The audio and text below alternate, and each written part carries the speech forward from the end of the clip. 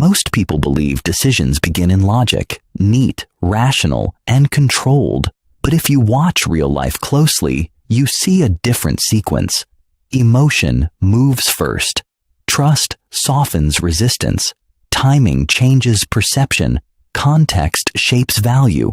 And only then does logic arrive, sounding confident, as if it was leading from the start. That is what makes persuasion so misunderstood. People think they are only responding to facts, when often they are responding to signals beneath the facts.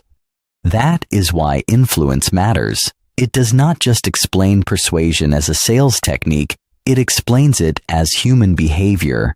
The book pulls back the curtain on the hidden triggers that shape choice, agreement, hesitation, and trust, not so you can manipulate people carelessly, but so you can understand what is happening when people say yes, delay, resist, or lean in. Because once you understand the pattern, communication becomes more precise. The first trigger is reciprocity. When people receive genuine value, they become more open. Real usefulness creates movement, not fake generosity, not pressure disguised as kindness. Real value. Then comes commitment and consistency. People like acting in line with what they have already said yes to. That is why small, honest agreements matter. They create psychological momentum, and momentum reduces friction. Social proof works the same way. When uncertainty is high, people look sideways. If others trust it, choose it, or recommend it, confidence rises faster. Then there is liking, one of the most underestimated forces in persuasion.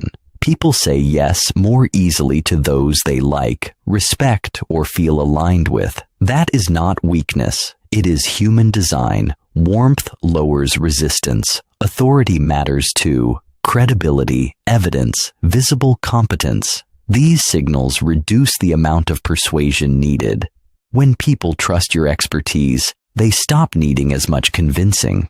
And then comes scarcity, the force that makes things feel more valuable when access is limited or time feels short. But this is where ethics becomes decisive, because scarcity becomes toxic the moment it turns dishonest.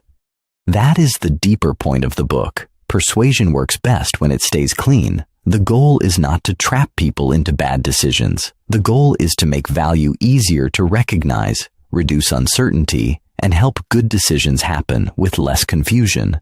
Whether in sales, leadership, content, or daily communication, the questions stay the same.